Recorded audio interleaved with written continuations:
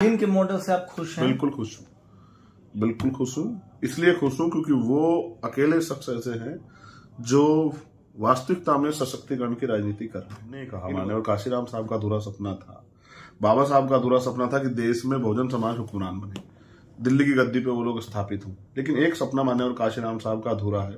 उनके जो जिनके पास विरासत है उनको तो शायद इस बात की खबर भी नहीं कि माने और काशीराम साहब चाहते थे कि पहला आदिवासी मुख्यमंत्री इंडिपेंडेंट मध्य प्रदेश को मिले, मध्य प्रदेश को मिले, और वो भी आदिवासी समाज का।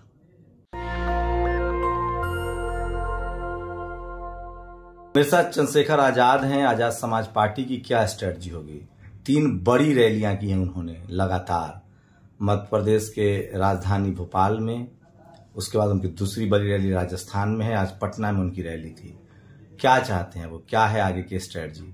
चंद्रशेखर से इन्हीं सब सवालों से रूबरू हो रहे हैं। और सवाल है कि सोशल जस्टिस की लड़ाई तेज तो हुई है, लेकिन जो बात चल रही थी SC ST OBC माइनॉरिटी की यूनिटी की, वो मध्य प्रदेश में दिख रही है, राजस्थान में दिख रही है, बिहार में है। वो बिहार में बहुजनों की खुद सरकार क्लेम करते कि वो बहुजन की है, लेकिन क्या मुद्दों पर राजनीति हो रही है? चंद्रशेखर आजाद ने आज बहुत बड़ा ऐलान किया। उन्होंने कहा है कि जब 50% रिजर्वेशन का कैप हट गया है तो जिसकी जितनी संख्या उसको आरक्षण दे दिया जाए। ये तो जो आप कह रहे हैं 69% रिजर्वेशन मैक्सिमम है तमिलनाडु में SC ST OBC को मिला के। अभी तो यही फॉर्मूला लोग इंप्लीमेंट करने की हिम्मत नहीं दिखा रहे हैं। तो फिर काहे की बहुजन की सरकार हुई? हाँ, देखिए, मैं बिहार की सरकार का धन्यवाद करता हूं कि वो जातिगत जनगणना करा रही है, लेकिन वो जातिगत जनगणना कराने के बाद करेगी क्या? बेसिक सवाल ये। इसलिए मैंने उनसे कहा कि भाई आपको 100% रिजर्वेशन, क्योंकि वैसे भी अप्रकाश के लोग इन वर्गों को वोट देते नहीं है ना इनकी पार्टियों को, तो उनको 100% रिजर्वेशन लागू उनको तो 10% लेकिन मिल भी गया है इकोनॉमिक वीकर सेक्शन के नाम पर सवर्ण समाज। तो जिन्होंने दिया वो उन्हीं को तो वोट देंगे भाई। ये आज तक क्यों नहीं समझ आ रहा बहुजन समाज की पार्टियों को कि जिन्होंने उनको EWS दिया 10%, अगर 100 लोगों की भर्ती अभी आप देखो बैकलॉग आ रहा है तो 70 सीटें EWS की आ रही है, तो वो उनको वोट देंगे या इनको वोट देंगे? वो तो जानते हैं कि जब आप किसी उनसे पूछोगे तो कहेंगे हम अपनी अगली पीढ़ी के लिए जी रहे हैं। आप ये नोटिस करो, आज यहाँ सरकार है, वो क्लेम करते हैं कि बहुजनों की सरकार है। मैंने उनसे मांग की कि भाई SC आयोग को बनाना चाहिए, 22,000 से ज्यादा मामले लंबित पड़े हुए हैं। अगर आप ये बहुजनों की सरकार है, SC ST OBC और मुस्लिम जो बच्चे उनकी छात्रवृत्ति का पैसा सरकार केंद्र भी नहीं दे रही, आप भी नहीं दे रहे, फिर ये कहाँ की सरकार है? जमीन 18 लाख बीघा जमीन यहाँ है, सरकारी जमीन है, ठीक है। उस जमीन को आप पूंजीपति, जब आप तो बहुजनों की सरकार हो ना, क्लेम कर रहे हो, तो आप उन वर्गों को दो ना जिन पे एक गज जमीन नहीं है। भाई कैसे इनकी तरक्की के रास्ते खोलोगे? आजादी से पहले जब ये लोग बिना अधिकारों के रह रहे थे तब तो समझ आ रहा था कि इन पे नेतृत्व नहीं था, इन पे सरकारें नहीं थी। जब वोट का अधिकार सरकारें आ गई तो अब सरकारें क्या कर रही है इनके लिए? पुरानी पेंशन क्यों नहीं बहाल कर रही है सरकार? स्टालिन के मॉडल से आप खुश हैं? बिल्कुल खुश हूँ, बिल्कुल खुश हूँ। इसलिए खुश हूँ क्योंकि वो अकेले शख्स ऐसे हैं जो वास्तविकता में सशक्तिकरण की राजनीति कर रहे हैं। इन वर्गों के आर्थिक, सामाजिक और राजनीतिक सत्ता उनके हाथ में। अगर सत्ता मिलने पे आप इन वर्गों के आर्थिक सशक्तिकरण का काम, सामाजिक जो है परिवर्तन का काम नहीं करते, तो फिर आपकी सत्ता क्या फायदा? क्या लग रहा है ये कंफ्यूजन है? अभी तो खैर एक बिहार में ही मात्र, एक तमिलनाडु में सरकार है, एक बिहार में सरकार है, एक झारखंड में सरकार है। अगर जो SC ST OBC माइनॉरिटी की लीडरशिप वाली बात करें तो हेमंत सोरेन रिजर्वेशन बढ़ाने की बात करते हैं, लेकिन वो मिल नहीं रही है। कांग्रेस शासित राज्यों को कैसे देख रहे हैं? क्योंकि वहां सबसे ज्यादा बीजेपी और कांग्रेस शासित राज्यों में आपकी रैलियों में जन सैलाब उमड़ रहा है। 10 लाख से करीब रैली थी आपकी मध्य प्रदेश में। मध्य प्रदेश में लगातार बीजेपी कांग्रेस बीजेपी रही है। वहां आपकी क्या रणनीति रहेगी? क्या करने जा रहे हैं आप? देखिए, 17 तारीख में एक और रैली है छतरपुर में जी, वो तो कास्ट एट्रोसिटी के खिलाफ, उत्तर प्रदेश में के भाई नहीं, सारी रैली अब भविष्य निर्माण के लिए उन वर्गों के। बेसिक क्या है, जब मैं उत्तर प्रदेश में काम शुरू कर रहा था तो लोगों को लगता था कि भाई मैं उत्तर प्रदेश में ही क्यों कर रहा हूँ, BSP को कमजोर कर रहे हैं। वो ताकतवर है कहाँ? जिनकी एक सीट है वो कहाँ ताकतवर है? मैं कहता हूं तो जो उनके कार्यकर्ता उनमें आस्था रखते हैं उनको बुरा लगता है, लेकिन सच है कि कभी उन्होंने अपने नेताओं से सवाल पूछा कि आपके पास रिसोर्स भी हैं, 650 करोड़ का फंड भी है, आपके पास इतने नेता हैं, इतने पूर्व MP MLA रहे हैं, वर्तमान में भी आपके MP है, तो आपकी पार्टी जमीन पे क्या काम कर रही है? आज इतना अन्याय होता, आपने हाथरस का फैसला देखा, क्या आप उससे सहमत है? नहीं, ये तो उनके वकील ने भी कहा है कि हम इस मामले को हाईकोर्ट और सुप्रीम कोर्ट में। बस मेरा एक सवाल है शंभू भाई, क्या किसी नेता ने उस पर एक टिप्पणी करने की हैसियत जुटाई? इन वर्गों का वोट ही चाहोगे, इन वर्गों के दुख सुख और उनकी, देखो अगर इस पे नेता बोलते तो सरकार पर दबाव पड़ता, सरकार भी पैरवी नहीं करी। सरकार पहले दिन से उसको कोशिश कर रही थी कि वो मामला डाइल्यूट हो जाए, और बाद में उन्होंने पूरा प्रयास किया। गवाहों को धमकी मिल रही थी, वकील को धमकी मिल रही थी, किसी नेता की हिम्मत नहीं पड़ी बहुजन समाज के जो उनके वोट चाहते हैं कि उनके लिए बोले। मैं उसको हाईकोर्ट में लेके जाऊंगा। मैंने हिमांशु जी को भेजा, उनके परिवार से बात की। अब मैं आता हूं आपके असल मुद्दे पे, जिसपे हम मध्य प्रदेश के लिए बात कर रहे थे। मध्य प्रदेश में मान्यवर काशीराम साहब, उनके जो समकालिक साथी थे, उन्होंने बहुत मेहनत की। इतनी उपजाऊ जमीन है कि उन्होंने वहां पूर्व चीफ मिनिस्टर को भी हरा दिया। मध्य प्रदेश छत्तीसगढ़ में बहुत काम किया था। मगर अब कहिए कि विचारधारा से भटकाव या तमाम तरह की जो चीजें, उसकी वजह से लोगों में निराश चली गई। पुनः हमने उसको आशा में बदला, और आज मध्य प्रदेश का शोर जो है वो पूरा देश देख रहा है किस तरह। देखो, वहां पहले बीजेपी की सरकार है, फिर कांग्रेस के, कभी कांग्रेस कभी बीजेपी। पिछली बार लोगों ने कांग्रेस को वोट दिया, हमारे लोगों ने बीजेपी से मुक्ति के लिए। 2 अप्रैल 2018 के मुकदमे लगे हुए थे, वो लोग अपनी सरकार नहीं बचा पाए, उन्हीं के लोग टूट के बीजेपी में उठाए, क्योंकि विचारधारा का कोई मतलब नहीं है, सिर्फ सत्ता से मतलब है। अब हमारे लोग वहां ठगे गए। अब उनके अंदर ये निराशा है कि भाई इन वर्गों के, इन पार्टियों के साथ खड़े होगा तो हमारा कुछ बन नहीं सकता है, तो हमें अपनी ताकत बनानी है। मैं वहां लगातार सक्रिय रहता हूं। अब 17 तारीख में जो रैली है वो भी बहुत बड़ी रैली होगी। उसके बाद भी कई रैली प्रस्तावित है। भोपाल की रैली से भी पहले मंदसौर मैंने रैली की, बहुत बड़ी रैली थी। चंद्रशेखर जी, अगर उज्जैन में बहुत बड़ी रैली थी। हम ग्राउंड पर बात करें तो मुस्लिम मान लीजिए 15 से 20% है, लेकिन वो अकेले सरकार नहीं बना सकते हैं। शेड्यूल कास्ट भी 15, 20, 25% मान लेते हैं, फिर भी आप अकेले सरकार की स्थिति में नहीं है। ओबीसी कम्युनिटी है 40-50%, लेकिन उसकी सामाजिक जागरूकता अभी 0 है, वो सब जगह वोट करते हैं। सवर्ण बीजेपी हिंदू के नाम पर ही वोट लेती है, वो सोशल जस्टिस के डिस्कोर्स को भी समझती है। अभी बिहार की उसकी स्ट्रेटजी है कि सारे एससी को और पिछड़ी जातियों को टिकट देगी। ठीक है, वो सवर्णों को माइनस, वो वोट की वैल्यू को समझती है। हाँ, इसलिए वो चाहे मोहरे बनाए, इसलिए वो नाम के नेता बनाए, लेकिन उनको प्रतिनिधित्व देती है। जितना बड़ा दिल हमारे लोग नहीं दिखा पाते, जो लोग सत्ता से बाहर है, सत्ता में आने के लिए भी। मैं आपसे ये कह रहा हूं, मैं कोई दलितों का आंदोलन नहीं चला रहा हूं, मैं बहुजनों का आंदोलन चला रहा हूं। आपने मेरी घोषणा सुनी भोपाल की, हमने कहा मान्यवर काशीराम साहब का अधूरा सपना था, बाबा साहब का अधूरा सपना था कि देश में बहुजन समाज हुक्मरान बने, दिल्ली की गद्दी पे वो लोग स्थापित हों। लेकिन एक सपना मान्यवर काशीराम साहब का अधूरा है। उनके जो, जिनके पास विरासत है, उनको तो शायद इस बात की खबर भी नहीं कि मान्यवर काशीराम साहब चाहते थे कि पहला आदिवासी मुख्यमंत्री इंडिपेंडेंट मध्य प्रदेश को मिले, और वो भी आदिवासी समाज का। क्योंकि जमीनी स्तर पे जितना शोषण उनके साथ हो रहा है, जब तक उनके अंदर उनकी ऐसी सरकार नहीं बनेगी जो सरकार उनके हितों की रक्षा कर सके और उनके लिए नए अवसर पैदा कर सके। मेरा सवाल वही है, मैं थोड़ा प्रैक्टिकल, इसलिए मैं प्रैक्टिकल बात कर रहा हूं। हम पे संगठन है वहां, मैं कोई हवा वाली बात नहीं कर रहा हूं। मैं हवा वाली बात नहीं कर रहा हूं, मैं कह रहा हूं मध्य प्रदेश में आपका ओबीसी महासभा हो, आजाद समाज पार्टी हो, ट्राइबल जैस हो, ट्राइबल हो, आपका SC ST OBC अलायंस दिख रहा है, आपके पास संख्या है। मैं वही बात कह रहा हूं। रेस्ट, जैसे अभी कांग्रेस ने कहा कि हम 50% पॉलिटिकल रिजर्वेशन देंगे अपनी पार्टी के अंदर SC ST OBC को। उससे क्या होगा? आपकी हिम्मत तो है नहीं उन दलों में रह के आप अपने समाज के लिए कुछ बोल जाओ। आज तक इतनी सारी चीजें हुई है। जब प्रमोशन का बिल फटा, रिजर्वेशन प्रमोशन में आरक्षण वाला जो था, लोकसभा में फटा, तो क्या कांग्रेस ने उसका विरोध किया? क्या कांग्रेस के एजेंडे में जिस कास्ट एट्रोसिटी को हम सहते हैं, उनकी राजस्थान में सरकार वहां हो रहा है, तो वो क्या उस पर काम कर रही है? कांग्रेस भी समझ चुकी है। देखो, सच ये है कि अपर कास्ट उनको वोट नहीं करेगा, इसलिए इन वर्गों में वो अब उम्मीदें ढूंढ रही। लेकिन क्या उनके अंदर हिम्मत है? लेकिन उनकी लीडरशिप अपर कास्ट है। क्या उनके अंदर हिम्मत? खड़गे वो कह रहे हैं कि हमारे खड़गे राष्ट्रीय अध्यक्ष हैं। अब देखो, उनकी पार्टी की स्ट्रेटजी है, उनको एहसास हुआ इसलिए खड़गे जी को बनाएगा। लेकिन आप देख लीजिएगा खड़गे जी कितना काम कर पाते हैं। मुझे उन खड़गे जी से बहुत उम्मीद है, क्योंकि व्यक्तिगत मैं उनका सम्मान करता हूं।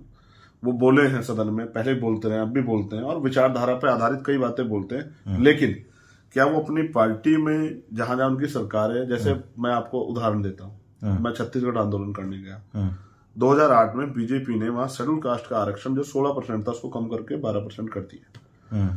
बघेल जी जब इलेक्शन का समय आया, इन्होंने ये वो रखी अपनी जनसभाओं में, अपने मांग पत्र में, घोषणा पत्र में कि हम इसको यथास्थिति करेंगे, यानी कि 16% करेंगे।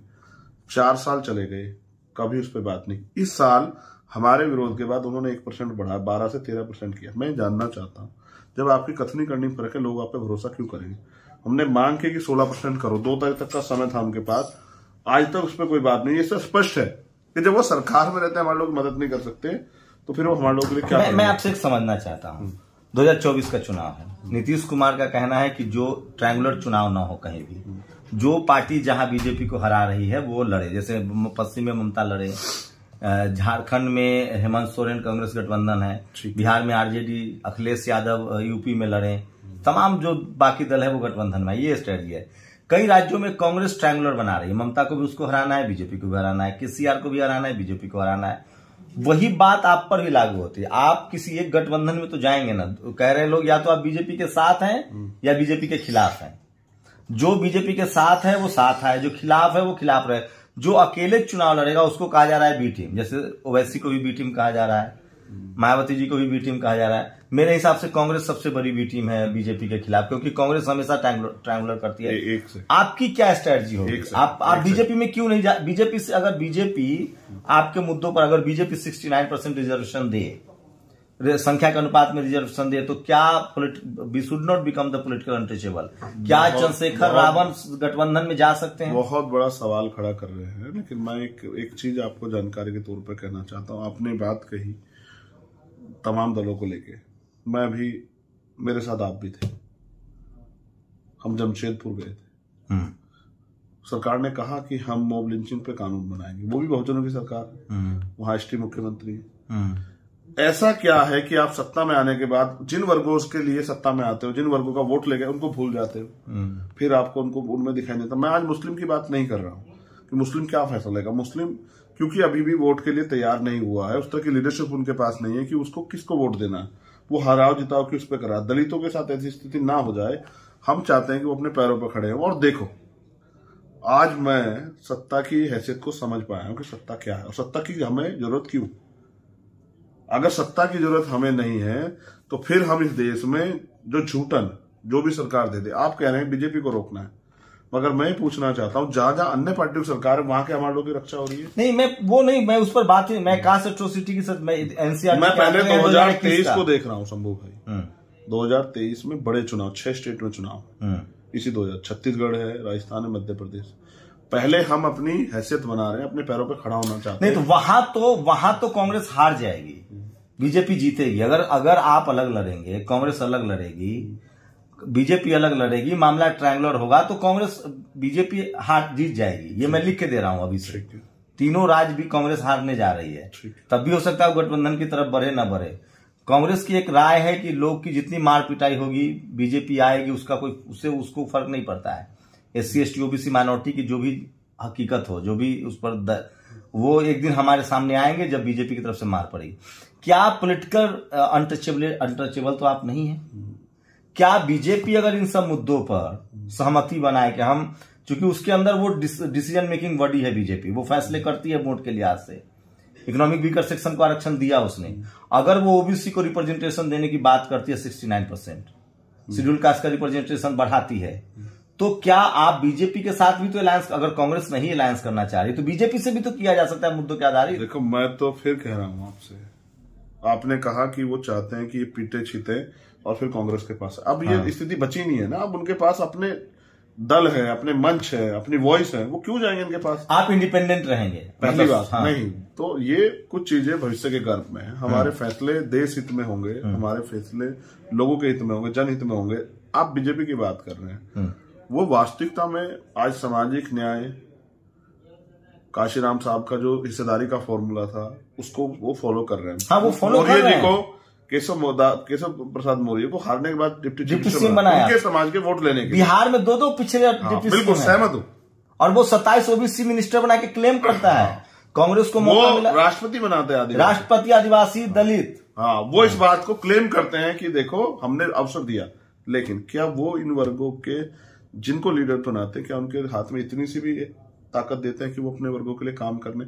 देखिए फिर मैं कह रहा हूं, चुनाव से पहले और चुनाव के बाद एक अलग तरह की परिस्थिति है। हमें इस देश में अपने पैरों पे खड़ा होने पर हम मोहताज नहीं है। देखो आप मुझे कह रहे हैं कि चंद्रशेखर बैसाखी को सहारा लो, और मैं अपने समाज से कह रहा हूं कि वो अपने पैरों पर खड़े हैं। वोट तो हमारे पास है ना भाई। वोट अगर हम इस SC ST OBC और माइनॉरिटी को तैयार करते हैं, इसका आधा भी हमारे साथ खड़ा हो जाए, इतने % वोट से सरकार बन सकती है, तो हम बैसाखियों का सहारा क्यों ले? बैसाखियों के सारे 75 साल थे शंभू भाई।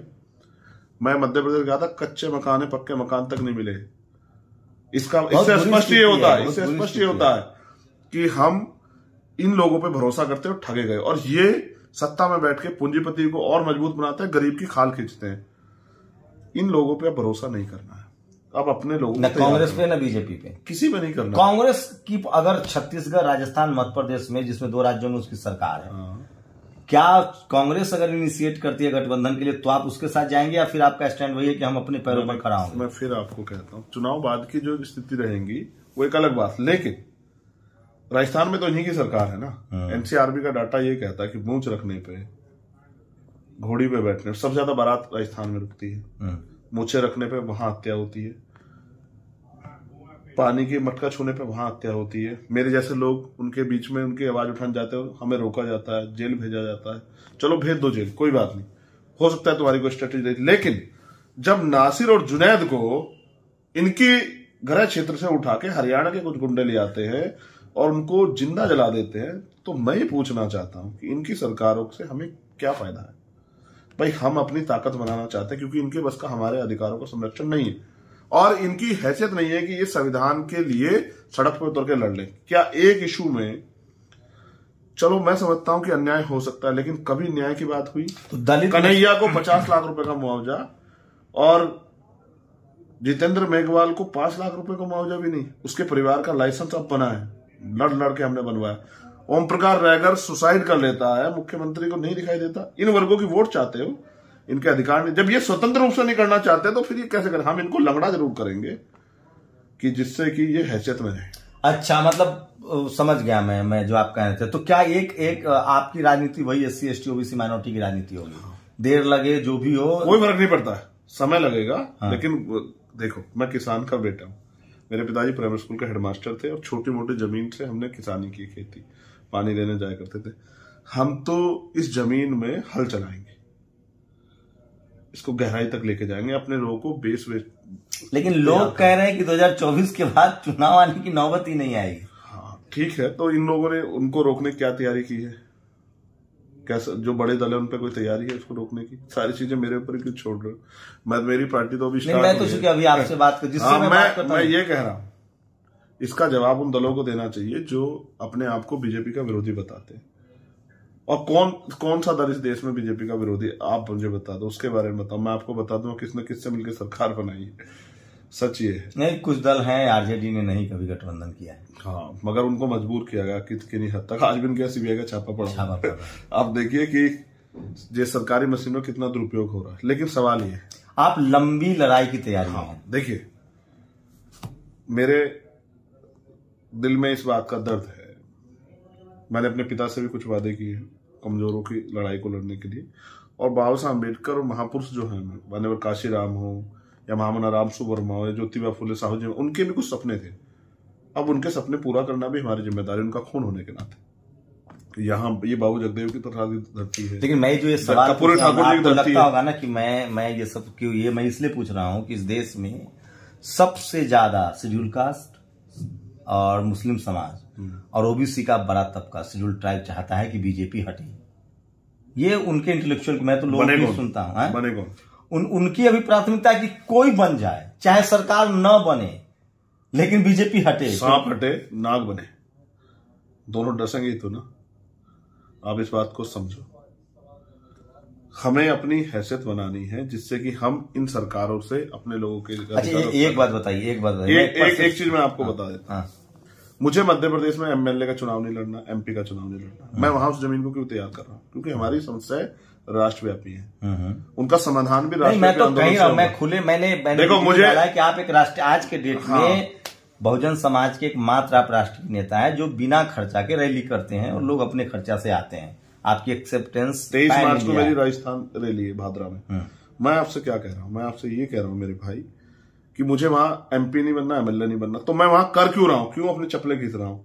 मेरी बहुत बड़ी तैयारी मैं सिर्फ इसलिए कर रहा हूं कि वहां लीडरशिप तैयार हो इन वर्गों में और वो अपने अधिकारों के लिए लड़ने के लिए तैयार। ओबीसी के लिए जो सबसे बड़ा वोटर है, क्या आपको लगता है कि मुस्लिम और दलित कॉम्बिनेशन से सरकार बन जाएगी? क्योंकि अब मुसलमानों का रुझान ओवैसी की तरफ है और होना भी चाहिए, उनकी पॉलिटिकल इश्यूज पर, वो सोशल इश्यूज पर बात करते हैं, तो लोग कह रहे हैं कि वो बी टीम है, वो भी ओवैसी हरा रहे हैं। आप उनकी लड़ाई नहीं लड़ोगे, आप उनको वोटर समझोगे, गुलाम समझ के, सोच के कि उनकी मजबूरी है देना, ये सोच के आप उनको कब तक वोट लेते रहोगे? आज नहीं तो कल वो लोग जागेंगे और उनको एहसास होगा कि भाई ये तो हमारे पहले भी अपने में थे, अपने, और वो डिसीजन लेंगे। तो दलित वोट करेंगे रावण? सिर्फ दलित और मुस्लिम से देखो, इन वर्गों को ज्यादा सताया जा रहा है, लेकिन जब तक हमारा पिछड़ा वर्ग तैयार नहीं होगा, हमारा आदिवासी समाज तैयार नहीं होगा, महिलाएं तैयार नहीं होंगी, किसान कमेरे तैयार नहीं होंगे, मजदूर तैयार नहीं होंगे, तब तक हम लोग सत्ता परिवर्तन नहीं कर सकते हैं। तो इस बड़े वर्ग को जागरूक करने के लिए इनके मुद्दों के लिए लड़ना पड़ेगा, इनके बीच में रहना पड़ेगा,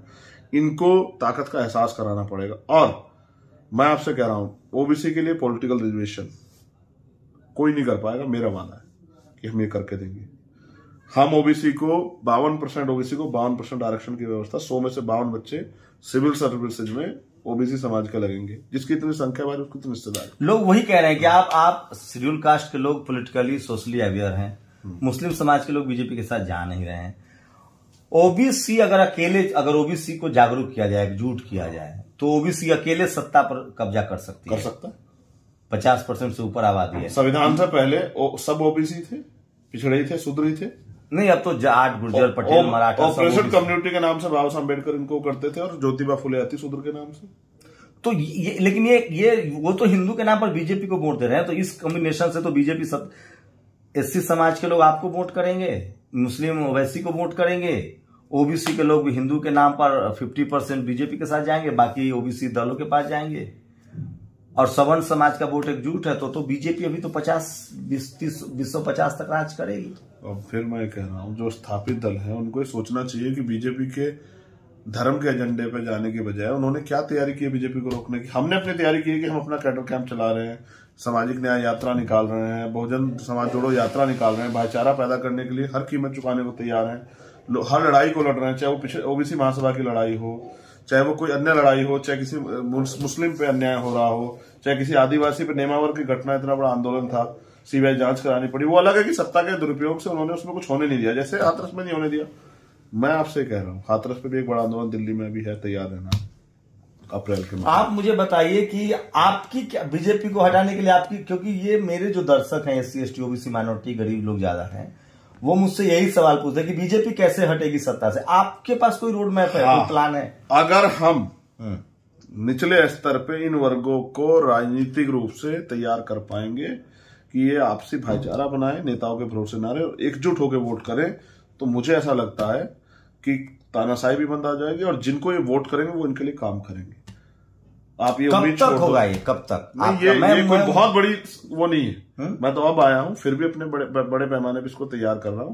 पिछले लोग नहीं पर कर पाए, वो उनकी मतलब इच्छा शक्ति के में नहीं थी कि वो इनको एकजुट कर पाते। हम इसको करेंगे, आप कुछ समय तो हमें दो। आप क्यों नहीं? हर लोग जब आपकी तरह सफल हो जाता है ना, तो वो अपनी सफलता चाहता है। आप आराम से संसद जा सकते हैं, मंत्री बन सकते हैं, आप क्यों नहीं बार्गेन करें? आप क्यों लंबा रास्ता तय चुन रहे हैं? मैं ये कह रहा हूं, ये तो जो फूके घर आपने वो चढ़े, तो कबीर वाला लाइन है, रैदास जी महाराज, संत रैदास की लाइन है, ये फूले पेरियार अम्बेडकर की लाइन है। इस पर तो आपको बहुत तकलीफें हैं। इस पर तकलीफें सहने के लिए, अच्छा मेरी तकलीफ है, मेरे लोगों से ज्यादा बड़ी है क्या? जो पेट काट काट के अपने बच्चों को पढ़ा रहे हैं, जो पेट काट काट के जो है अपने लिए साधन जुटा रहे हैं, उनको लूटा जा रहा है, उनकी तकलीफ ज्यादा बड़ी है, मेरी तकलीफ ज्यादा बड़ी है। बीजेपी के साथ आप बीजेपी में शामिल मत होइए। ये उन्होंने दलित आप मुझसे कहना चाहते हैं, आप बीजेपी के साथ अलायंस करके अपने समाज का रिप्रेजेंटेशन तो सुरक्षित कर सकते हैं ना सर? मैं आपको ये कह रहा हूँ, आप इस बात को जान लीजिए, सारे सरकारी डिपार्टमेंट बेच दिए उन्होंने, वो देंगे नहीं। मैं कल लखनऊ था, मैंने लखनऊ के बहुत सारे कर्मचारियों से बात की, मैंने पूछा पिछले 8 साल में क्या सचिवालय का बैकलॉग भरा गया? तो पिछले 8 साल में सरकार ने अपने लोगों को संविदा ठेकेदारी पे वहां स्थापित कर दिया। मानते हैं कि बीजेपी कभी भी सोशल जस्टिस नहीं करे, शोषित वंचित का हक नहीं देगी। सिर्फ आपको दर्शन कर, आपको वादा जुमला को पेश कर सकती है, कागज दे सकती है। मतलब आप 69,000 शिक्षक भर्ती में क्या हुआ आपने देखा? 20,000 पद कैसे खाए? और चोरी थी, मुख्यमंत्री स्वीकार किए, 6800 बच्चों को कहा कि देंगे, नहीं दिए। आपको बीजेपी जो सत्ता में बैठ के छीना जोरी करें, झूठ बोले, 15 लाख देंगे, ये करें, 2 करोड़ रोजगार दें, कुछ नहीं दिया। आपको बीजेपी से प्रॉब्लम है, आरएसएस से प्रॉब्लम है? बीजेपी एक पॉलिटिकल पार्टी है, आरएसएस एक उस तरह के संगठन है। देखो, लेकिन अब तो वो बहुत लिबरल हो रहे हैं। मोहन भागवत कह रहे हैं कि हम तो उन धर्म ग्रंथों में भी सुधार के लिए तैयार हैं। हाँ, क्यों आज ऐसी स्थिति क्यों आई? क्योंकि आज ये जो नीले झंडे की चेतना है बढ़ रही है, और जब ये चेतना बढ़ेगी और ये नींव बनने के लिए तैयार हो जाएंगे, खुद को मिटा के बहुजन समाज में एकता के लिए तैयार होंगे, तो वास्तविकता में ब्राह्मणवाद को अपना चोला बदलना पड़ेगा। ये कड़वी सच्चाई है। मेरी लड़ाई इस विचारधारा से है जिसने हजारों साल तक हमारे घर जले, हमें अपमानित किया गया, हमारी बहन बेटों को बेइज्जत किया गया, तमाम तरह की सुविधा बीन रहे, और इन्होंने हमें एक फूटा अधिकार नहीं दिया। उन लोगों से आज मैं उम्मीद करूं कि वो मुझे कुर्सी बिठाएंगे या मेरे समाज को अवसर देंगे, ये मेरी मूर्खता हो सकती है। पिछली बार भी जब इन्होंने हमसे समझौते किए, इन्होंने अपनी विचारधारा को आगे बढ़ाया, अपने लोगों को आगे बढ़ाया, और ये उस नेवले की, उस अजगर की तरह हैं जो हाथ मिला के आपको निकल जाते हैं। और यही हुआ उत्तर प्रदेश में, और यही हुआ महाराष्ट्र में। आप देखो शिवसेना के साथ क्या किया इन लोगों ने। ये मतलब आपके लिए मतलब बीजेपी और मैं इनके चरित्र से वाकिफ हूं, अनटचेबल है आपके लिए बीजेपी? मैं इनके चरित्र से वाकिफ हूं। मुझे पता है कि अगर ये हाथ बढ़ाएंगे तो हाथ काटने के लिए बढ़ाएंगे, ना कि हाथ मिलाने। कांग्रेस के साथ यही शर्तें हैं या वहां कोई बात हो सकती है इन फ्यूचर? बहुत सारे फैसले पार्टी की गाइडलाइन पे होते हैं। मैं आज ही उन पर कुछ वो कर दूं, बहुत सा देखो, जैसे राजस्थान की नहीं, मैं आपकी आइडियोलॉजी जानना चाहता हूं। मेरी आइडियोलॉजी ये है हाँ, कि बहुजन समाज को राजनीतिक सत्ता की हिस्सेदारी, जहां वो इतने ताकतवर नहीं तो हिस्सेदारी, और जहां वो ताकतवर है अपनी सरकार बनाने के लिए तमाम तरह के प्रयास करने चाहिए। ओबीसी लीडरशिप की कोई पार्टी जैसे जेडीएस है, जेएमएम है, आरजेडी है, जेडीयू है, जैसे आप, तो इनसे कोई गठबंधन की बात अगर होगी तो उसमें कोई आपत्ति है आपको, या उसमें भी? मैंने क्या कहा, मेरी आपत्ति किसी से नहीं है, लेकिन नहीं, बीजेपी कांग्रेस वाला तो क्लियर हो गया कि वहां नहीं जाएंगे। मैंने कहा मेरी आपत्ति, है, बहुजन समाज के दलों की बात आपने की ना, लास्ट सवाल आपका ये था। हाँ। मैंने कहा मेरी आपत्ति किससे नहीं, लेकिन सवाल ये है कि मैं आपका वजूद बनाने के लिए अपने लोगों के अधिकारों से समझौता कर लूं, ये नहीं हो सकता। इनसे मतलब पॉलिटिकल अलायंस हो सकता है शर्तों के साथ। अधिकारों के साथ समझौता तो माननीय काशीराम साहब ने कांग्रेस से भी किया, लेकिन उन्होंने प्रायोरिटी पे ये रखा कि सामाजिक परिवर्तन हमारा एजेंडा है, इसमें आप हमारा सहयोग करोगे। इतनी हैसियत नेता में होनी चाहिए। मैं अपने लोगों के अधिकारों के लिए बहुत सारे जो हैं कुर्बानियां देने के लिए तैयार हूं, लेकिन मुझे क्योंकि विधायक, एमपी या मंत्री व्यक्तिगत रूप से बनने का कोई लालच नहीं, इसलिए मैं अपने लोगों के अधिकारों से समझौता नहीं कर सकता हूं। ये दल, जो भी दल हमारे अधिकारों के मामले में आश्वस्त करेगा, और जो इसकी कथनी करनी फर्क नहीं। फिर आप जो भी दल में जा रहे हैं, मतलब ओबीसी वाले बहुजनों पे बात कर रहे हैं, ओके, फिर वहीं जा रहे हैं। मैं समझ गया। जो लाइन मैंने डिस्कनेक्ट कर दी, उस पर तो बात नहीं कर रहे हैं। जिनका मुझे फोन ही नहीं उठाना, उन पे क्यों बात कर रहे हैं? तो इनमें से जो भी दल वास्तविकता में धोखा न देने के, जिस तरह से पिछले 2-3 बार हमने देखा, धोखा न देने के उद्देश्य से वास्तविकता में दिल से हमारी मदद लेके बीजेपी को भी रोकना चाहता हो और इन वर्गों के हितों के लिए काम भी करना चाहता हो, उसमें अलायंस में कोई दिक्कत नहीं हो। सपा और आरजेडी, अखिलेश यादव और तेजस्वी यादव का जो स्टैंड रहा रामचरित्र तुलसी मामले पर, क्या कुछ संभावनाएं दिख रही है कि ये लोग सोशल जस्टिस की तरफ लौट के आएंगे? लंबी लड़ाई। नेता सुबह कुछ कहता, शाम कुछ कहता, अखिलेश जी कुछ कह रहे थे, शिवपाल जी कुछ कह रहे थे, नीचे कार्यकर्ता कंफ्यूज होगा उनका कि वो किसके साथ खड़े हो। कभी शिवपाल जी नाराज ना, अखिलेश। लेकिन ये जो बड़ा देखो, परिवर्तन एक बड़ी प्रक्रिया है, एक दिन में नहीं होता। नहीं, लेकिन मेरा एक कैलकुलेशन है कि SC, ST, OBC, माइनॉरिटी, इन सब मिला के एक बड़ी संख्या बन रही है जो सोशल जस्टिस को चाहती है। समाज हमें, हाँ, लेकिन उसको लीडर नहीं चाहते। नहीं, समाज चाहता है। लीडर तो अपनी पार्टियों में, लीडर को पता ही नहीं है। लेकिन आपकी रैली से लगता है कि एक बड़ी संख्या है जनता की। देखिए, नेताओं के दिमाग में ये है कि भारत अभी उस तरह से पॉलिटिकल फर्टाइल नहीं हुआ है कि हम सोशल जस्टिस की बात करके राजनीति में जाए। वो तमाम कर्मकांडों के खिलाफ नहीं बोलना चाहते हैं। ठीक है। तो लेकिन मुझे जो लगता है ग्राउंड पर कि अब एक बड़ी संख्या तैयार हो गई है, वो आपकी तरफ देख रहा है। उसमें वो SC भी है, ST भी है, OBC भी है, अल्पसंख्यक समाज के लोग भी हैं जो सोशली इतने अवेयर हो गए हैं पढ़ाई लिखाई की वजह से, आंदोलन की वजह से, सोशल मीडिया की वजह से। उनको लगता है कि धार्मिक राजनीति को तिलांजलि देने का समय है, कॉन्स्टिट्यूशन इंप्लीमेंट हो, सोशल जस्टिस रिप्रेजेंटेशन की लड़ाई हो। वो तबका आपकी तरफ देख रहा है। मैं उस तबके में ट्रेनर तैयार करना चाहता हूं। जो लोग मेरी रैली में आते हैं, मैं उनसे यही अपील करता हूं कि आप जाके घर ना सोएं। अब आप अपने आप को चंद्रशेखर मान के जमीन पे जाके मेरी इस बात को पहुंचाने का काम करें। मैं उन लोगों में जो तैयार हो चुके हैं उनसे ये कह रहा हूं कि और लोगों को तैयार करो, क्योंकि ये लड़ाई सतत प्रक्रिया का नाम है परिवर्तन, और इसके लिए बहुत लोगों को तैयार करना है। तो हर आदमी जो अपना काम करेगा, ये तो एक सत्य है कि आज हमारे लोग आंख से आंख मिला के बात करने लगे और अपने वैज्ञानिक दृष्टिकोण पे भी चर्चा करने लगे। ये बहुत बड़ा संदेश है। अगर आरएसएस के प्रमुख ओबीसी बात करने लगा है, आरएसएस के प्रमुख अगर इस तरह का बयान दे रहे हैं तो समझिए कि हालात क्या है, उनके कैंप में क्या हालात है। इस देश में बहुत सारे राजनीतिक बदलाव हुए हैं, चमत्कारिक तरीके से हुए हैं। मान्यवर कांसीराम साहब के पास कोई संसाधन नहीं था, वो राजनीति के रसायन शास्त्री कहे गए।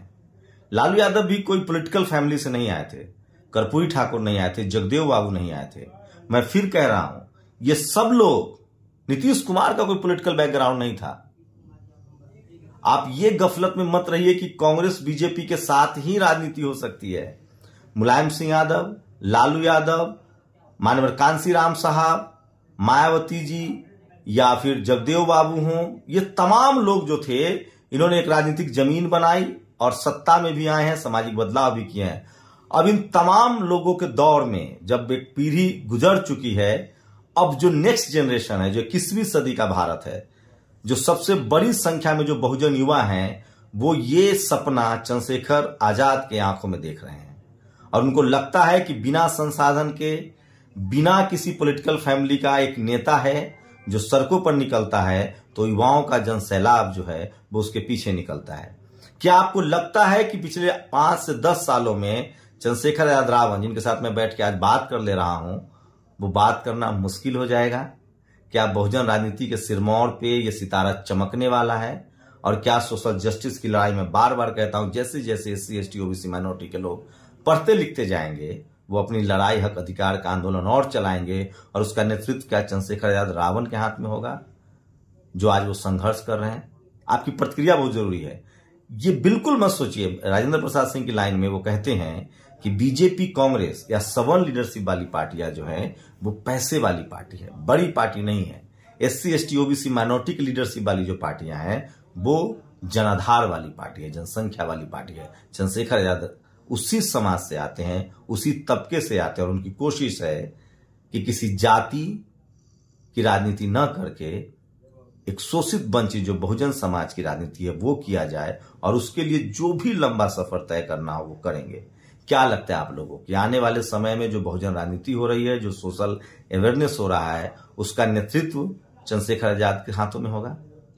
मैं ये कहना चाहता हूँ शंभू भाई, संदेश के रूप में, इस देश का बहुजन समाज तय करे कि जब वो वोट देके दूसरे दलों की सरकार बना सकता है तो अपने वोट को संगठित करके अपनी सरकार क्यों नहीं बना सकता। दूसरा, तो वो बैसाखियों के सहारे रहे, वो बैसाखियों के सहारे ना रहे, वो अपने पैरों पे खड़ा हो और वो किसी से कमजोर नहीं है, वो अपनी इच्छा शक्ति को, संकल्प को मजबूत करे। वो क्यों नहीं तय कर रहा? सुनिए तो बता रहा हूं उसकी वजह है। वो बिहार में JDU RJD को देता है, सपा बसपा को यूपी में देता है, अब आपको भी देगा तमाम राज्यों में। तो उसके पास एक नेशनल पार्टी नहीं है। बना रहे ना, उसके पास एक, वो हर राज्य में JDS को देता है, इसलिए अपने आंदोलन को राष्ट्रीय आंदोलन बना रहे हैं। 10 साल में जब दिल्ली वाली पार्टी राष्ट्रीय पार्टी बन सकती है तो चंद्रशेखर आजाद जिस पार्टी कार्यकर्ता है, जिस संगठन कार्यकर्ता है, भीम आर्मी आजाद समाज पार्टी, वो राष्ट्रीय पार्टी क्यों नहीं बन सकती? बड़े सपने लेके पैदा हुए हैं और संघर्ष करना जानते हैं। रानी के बेटे नहीं है, जमीन से प्राइमरी स्कूल के हेडमास्टर के बेटे हैं, घास की गठरी सर पे रख के लाते थे, ईंटा ढोया है, सब जानते हैं। भूखे पैसे रह के रेल में बिना सीट के जमीन पे लेट के जो है सफर किया है, आंदोलन की भूमिका समझते हैं, लोगों का दर्द समझते हैं, इनके बीच के हैं, इनके जब तक इनकी लड़ाई पूरी नहीं होती तब तक रुकने वाले भी नहीं, ये भी सत्य है। मैं फिर कह रहा हूं, इस दुनिया में जो भी बड़े बदलाव हुए हैं वो इसी तरह के लोगों ने किए हैं। यहां तक कि प्रधानमंत्री नरेंद्र मोदी भी किसी पॉलिटिकल फैमिली में पैदा नहीं हुए थे। चंद्रशेखर आजाद, अब रावण नहीं लगाते नाम, मेरे मुंह से निकल जाता है क्योंकि मैं शुरू से बोलता आ रहा हूं। क्या चंद्रशेखर आजाद उसी कड़ी के हैं जैसे नेल्सन मंडेला हुए, जैसे मार्टिन लूथर थे? क्या भारत का Bahujan Samaj, SC ST OBC minority, शोषित वंचित समाज को एक ऐसे नेता की जरूरत है जो अपने लिए नहीं, जो एक बदलाव के लिए, संवैधानिक बदलाव के लिए, राजनीतिक बदलाव के लिए संघर्षरत है? वो कह रहे हैं कि मुझे कोई जल्दी नहीं है, मुझे कोई हड़बड़ी नहीं है, मुझे संसद विधानसभा नहीं जाना है, मैं समाज को बदलते हुए देखना चाहता हूं, सशक्त देखना चाहता हूं। क्या आपको भरोसा है और ये हो पाएगा? भारत की राजनीति तो बताता है कि ऐसा हुआ है, कई बार हुआ है, हर बार हुआ है, और जो रफ्तार है चंद्रशेखर आजाद की, उससे तो लगता है कि कम कोशिश में ज्यादा नतीजे निकले। आजाद भारत में पिछले कुछ सालों में 10 लाख की रैली नरेंद्र मोदी भी नहीं कर पाए जो चंद्रशेखर आजाद ने भोपाल में किया है। आप लोग की प्रतिक्रिया बहुत जरूरी है। ये सारे सवाल मैं आपके लिए छोड़ रहा हूं, आप लोग कमेंट करके बताएं कि भारत का अगला राष्ट्रीय बहुजन नेता कौन होगा। आपकी प्रतिक्रिया बहुत जरूरी है। शुक्रिया सर, हमें समय देने के लिए। नेशनल दस्तक की आपसे गुजारिश है कि अगर इसको बचाना चाहते हैं तो नेशनल दस्तक को सब्सक्राइब करने के लिए रेड कलर के सब्सक्राइब बटन को दबाएं, फिर बेल आइकन की घंटी दबाएं। नेशनल दस्तक को बचाने के लिए बहुत जरूरी है कि हर खबर को शेयर करें, लाइक करें, कमेंट जरूर करें।